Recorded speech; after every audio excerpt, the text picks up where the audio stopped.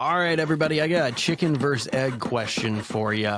Pokemon versus Digimon. Let's talk about both of those fandoms and see exactly where the hammer falls, if you will. I'm joined here with my buddy Jay Rab. I'm taking the side of Pokemon as a lifetime fan here. I got to defend the OGs here. Jay is taking the side of Pokemon because he messaged me this Pokemon? morning this GIF. Or excuse me, this meme. He messaged me this meme right here saying he doesn't want to play with Pokemon anymore. He's more excited about Digimon. And again, lifelong fan here. I'm already rocking Legends ZA. I'm loving Legends ZA.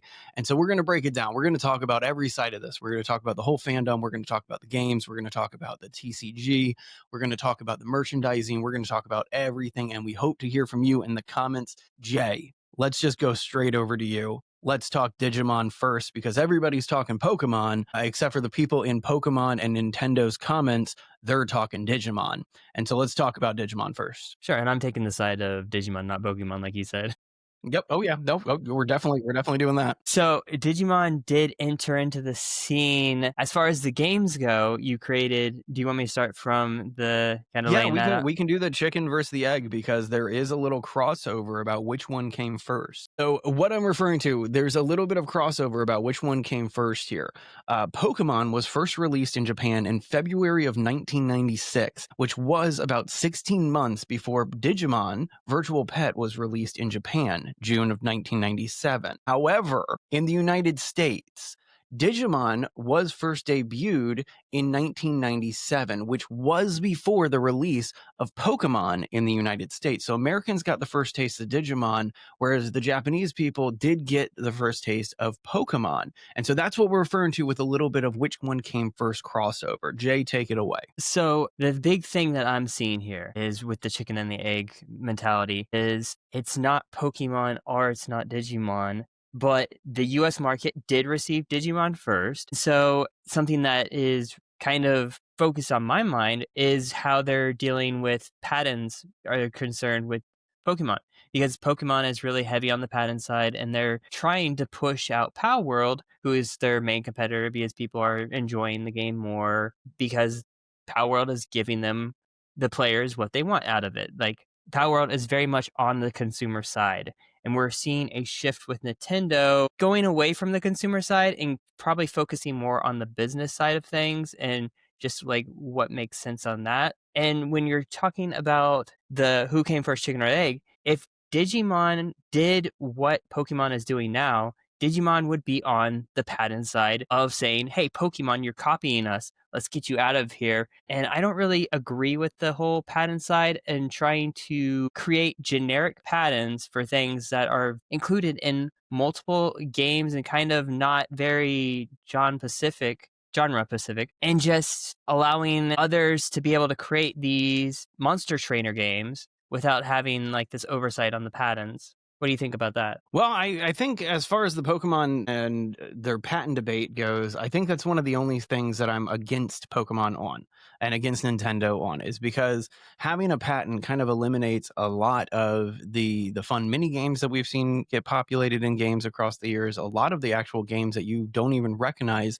have the exact same mechanic of this international patent that Nintendo has secured, which basically says that they're the only ones that allow you to capture a PAL, raise it, and then battle with it, which is a very, very vague usage of it. And so obviously every single usage of that type of mechanic is going to have to be battled out in the court systems and drag it out. And the indie studios, the smaller studios, they're obviously not going to be able to tackle on a Goliath that is Nintendo with their $4 to $6 billion market cap.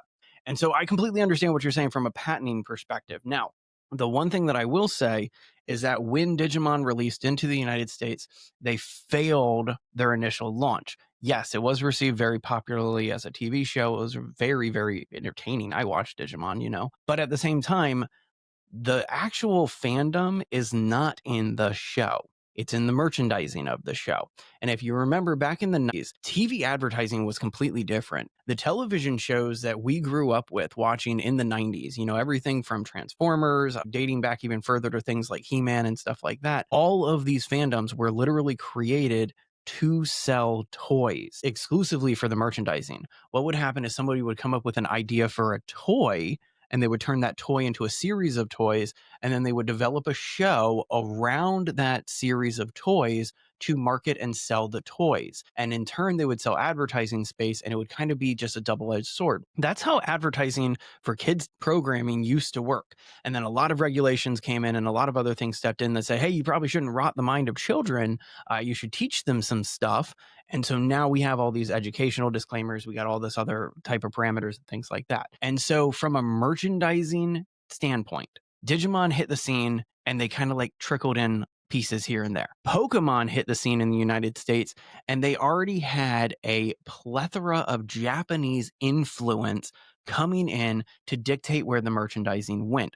And that's why we saw things immediately like the trading card game skyrocket its success here in the United States, with Wizards of the Coast taking it to another level. With the way that they've kind of made the game into a collectible, it was able to kind of make the nostalgia grow over the years. I have another point here, but I've been talking for a little bit, so I'm going to let you respond to what I just said here, Jay. And I'm on the same boat with you as far as when they released it, how they released it. Is when Pokemon cards came out, that was something that I definitely had an interest in as opposed to Digimon. Like, I don't feel like they did that a good job with how they leveraged their merchandise. It was all about the show, all about the games. They didn't really focus very much on the merchandise, and that in the US market really did hurt them. And so I agree with that. Another point to be taken from this whole who started first is that, and with the patent debate, is that we have games like Shin Megami Tensei, you have Dragon Quest, there's a whole lot of others that have these mechanics that are in place that started first. I think Shin Megami Tensei was 10 years earlier than Pokemon, so Mm-hmm. it's substantial that they're coming at this angle, and but Pokemon certainly did have their game on lock as far as the merchandise goes. Mm-hmm. And I think that you're saying a lot of the reason why I disagree with the patent. And the exact example that I'm going to give you is World of Warcraft, everybody's favorite MMO. They actually, during one of the updates, they released a mini game of pet battling. And so in World of Warcraft, you can get these little cosmetic pets, and some people in the fan or the community were saying like, "Hey, it should be like your pets should do something. You know, only hunter pets, warlock pets, they're the ones that can actually attack. But like my little spiderling, like I want to do something with them." And so Blizzard's response to that was to create a Pokemon mini game inside of World of Warcraft. And the funny thing is they actually did it from a perspective where they could. I'm not an attorney. I'm going to say that flat out. But in my opinion, they could argue parody law against any Nintendo patent because they had like I got to remember it, and it's been like a decade since I played it. But if I remember correctly, there was like a professor character, and you had like a rival, and like you had to go to different gyms and cities and stuff, and there were missions that like were Pokemon-esque, and they were making fun of it. And they were putting it in a medieval space, and it was satire, and it was funny, and it was parody. And so I think back of all of these other just ideas that come from Japanese RPGs specifically that are so close to this. Like one could argue that now we can no longer have guardian forces in Final Fantasy games because those are pets that you have to capture, sometimes even battle before you capture.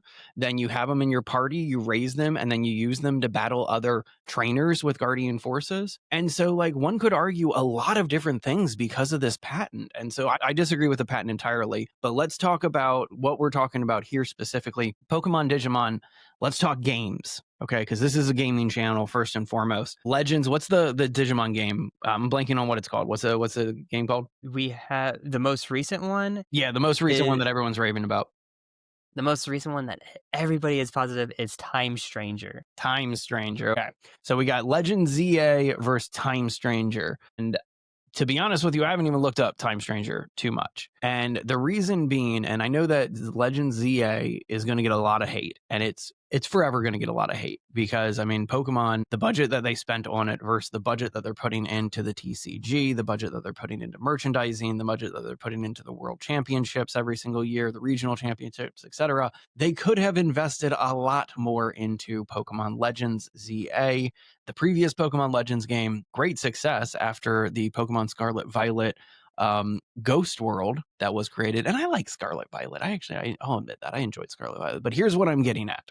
In my opinion, you have two companies that are fighting for two different markets. And I think that Pokemon fans have accepted this about themselves, whereas Digimon fans have not. And I'm not trying to insult anybody, and I'm going to say this in the most polite, respectful way possible. Pokemon's target audience is 6 years old to about 16 years old. And it always has been. And people like myself, we have to admit to ourselves that we do enjoy a fandom that is structured and tailored towards kids. Now, I have kids of my own. I rip open packs with my kids. I play Pokemon games with my kids. It's fun, and I can admit that at my age that I love this kid's hobby through and through. I'm not one of these people that's going to argue that just like, no, Pokemon's made for adults. No, they've literally split the TCG so you have collectibles for adults while meanwhile keeping a trading card game for the kids. Digimon, however, has looked at their audience over the years and said, man, you guys are growing up and you guys are growing up fast. What do you guys want us to evolve with you? And that's what I think is beautiful about the both fandoms here. Now, I broke away from Digimon back in like 1999. I became a hardcore Pokemon fan. And this is actually, I'll give a little story about when I became a hardcore fan. I had a birthday party and it was my 10th birthday party. Invited all of my friends over and I told every single one of them, you don't need to give me anything but Pokemon cards, because I was just setting up my collection at that point. And in a crowded room of all my friends, I pulled the original base set holographic Charizard card. And there was nothing more exciting at that point in my life than an entire room of 10-year-olds losing their mind because I just pulled literally the rarest card in front of them.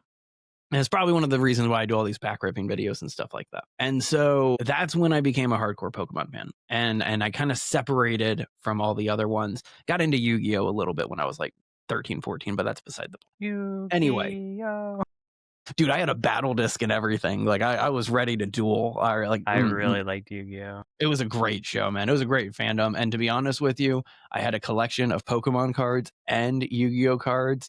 I would do anything to get my original sets back. But either way, let's get back to the subject here. Pokemon maintained this target market, 6 years old to 16. That's why it's still on every single pack of those cards. It says 6+ right on the front there. They don't try to hide it.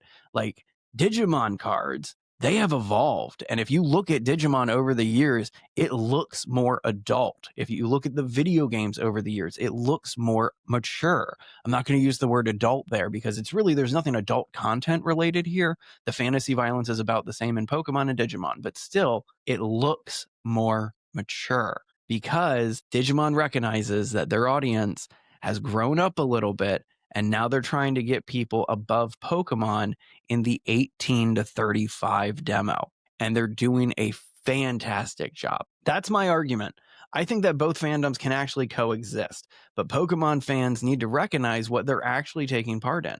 If you enjoy the Pokemon games and the graphics don't bug you, yeah, that's because I play games like the Bluey game with my kid. And you want to talk about buggy graphic messes? The Bluey game is a buggy graphic mess. Pokemon does not bug me. I can deal with the flat walls. Wait until you see like Bandit's ears disappear in the middle of a playthrough and your 3-year-old freaks out just going like, oh, what happened to Dad's ears? That type of thing. And so anyway, that's my argument. I think that Digimon fans need to recognize that their fandom evolved with them. Pokemon fans do need to recognize that their fandom has stayed exactly where it has been. It has that same level of whimsy. It's that fantasy world of escapism.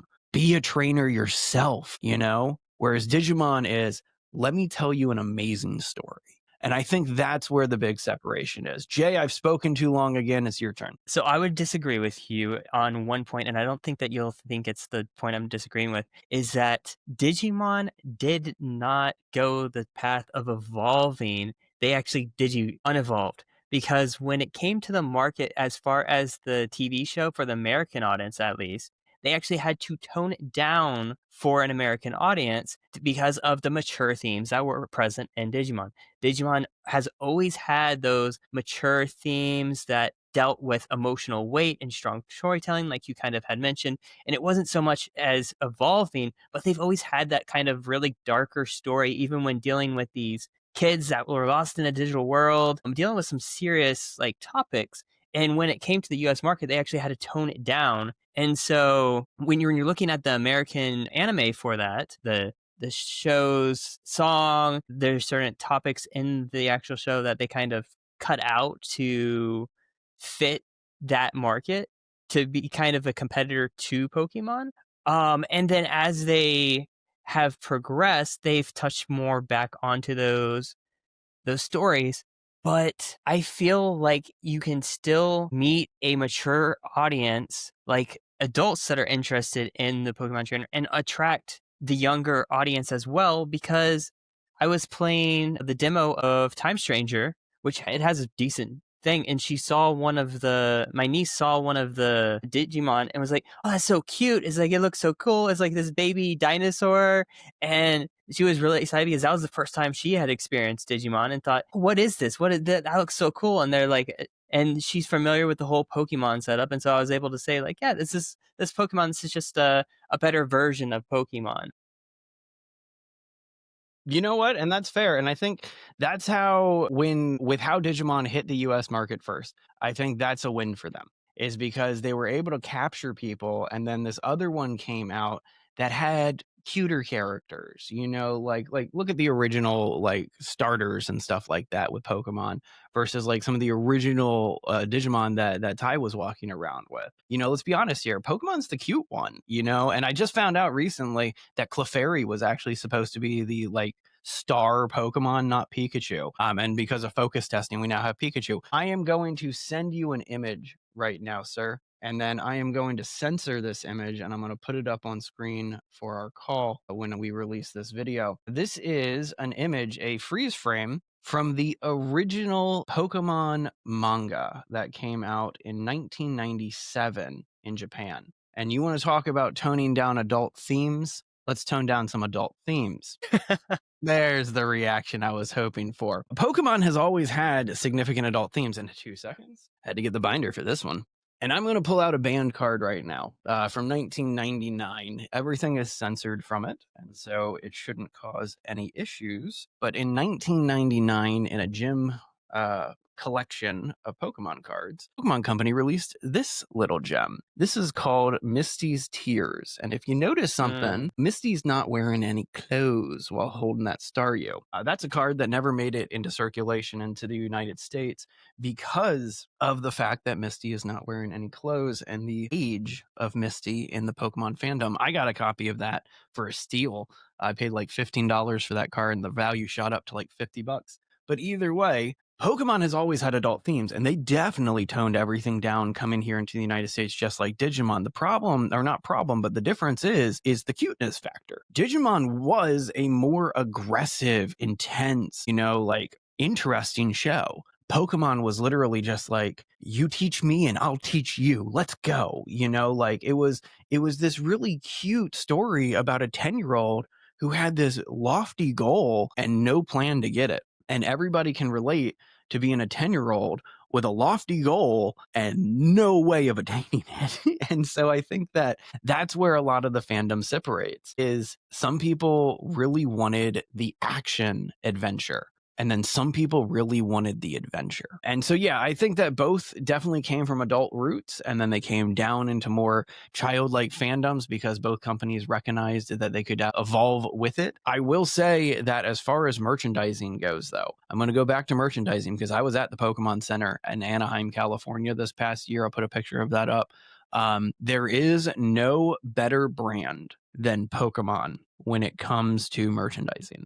And whether you are in the TCG, whether you are playing the video games, whether you are just an avid fan with a room filled with your favorite Pokemon, you know exactly what I'm talking about. It doesn't matter if you rip open Pokemon cards or if you keep sealed packs of cards on display. It is a truly remarkable study of merchandising. There's nothing wrong, in my opinion, with the upcoming Digimon games. I think that they're going to be fantastic. I think that the fandom is awesome. And I think that, truthfully, this doesn't have to necessarily be a showdown between the two fandoms. I think that they can coexist. At the end of the day, it really depends on what people want to get out of their entertainment. But either way, Jay, any final thoughts before we wrap up on this one? I feel that coming into this is that we both have established that Pokemon has that brand advantage. And that is a huge driving factor for their success. With Digimon and their recent success, I feel that unless Pokemon starts investing more in their Pokemon games, that they're going to start losing that brand advantage that they have because their gameplay is starting to, I don't want to say degrade, but it's going, like you said, back to their roots as far as what the games go and coming with very simplistic things. And I feel that they're going to lose that nostalgia and lose the new people coming in when they see with that move. I think that is a very, very good point. And I'm glad that you brought up that exact point right there, because thankfully, we have some information about that. And the next 5 years of Pokemon development games have actually been leaked within the past week here. Especially the next set, the next generation, if you will. Obviously, Pokemon has released dual games since the very beginning, Red versus Blue, and then it went on into Silver Gold and Black White and Sword Shield, Scarlet Violet, etc., and all the other different generations. And so with this most upcoming generation, we have Pokemon Wind and Pokemon Waves to look forward to. And now the Power World lawsuit makes a little more sense with those leaks. Pokemon Wind and Waves takes place on an island-based Pokemon world where you're going to be island hopping between them, and there's Pokemon plus survival gameplay. That's mostly all we know right now. But when you look at Power World, an island hopping adventure of Asian-esque, like Asian islands, if you will, it's the exact same format of what Pokemon Wind and Waves is. And so a lot of it does come back down into who got into development first, chicken versus egg, just like we started this original debate. Did Power World come first? Did Pokemon Wind vs. Waves start development much sooner? What we know of Pokemon Wind vs. Waves, the development budget is there. And it should be the game that everybody was hoping Scarlet Violet was. I think that's an amazing idea. Combining Pokemon with survival elements. We got a taste of it in Power World. It worked really well in Power World. And then, of course, all the unpleasantness happened with Nintendo. I'm very optimistic for Wind and Waves. And I think that that's where the good old millennial crowd, who really loves to vocalize their opinions on what matters most to them in their games, I think that the millennial crowd is going to get what they want out of a Pokemon game finally in Wind versus Waves. Now, that's me forever being the optimist, that type of thing. But either way, that's my final take on it here, Jay. With that being said, Pokemon versus Digimon, let us know which side of the aisle you stand in the comments. And for Jay, this is Kevin, a base legend. You guys have a great rest of your day.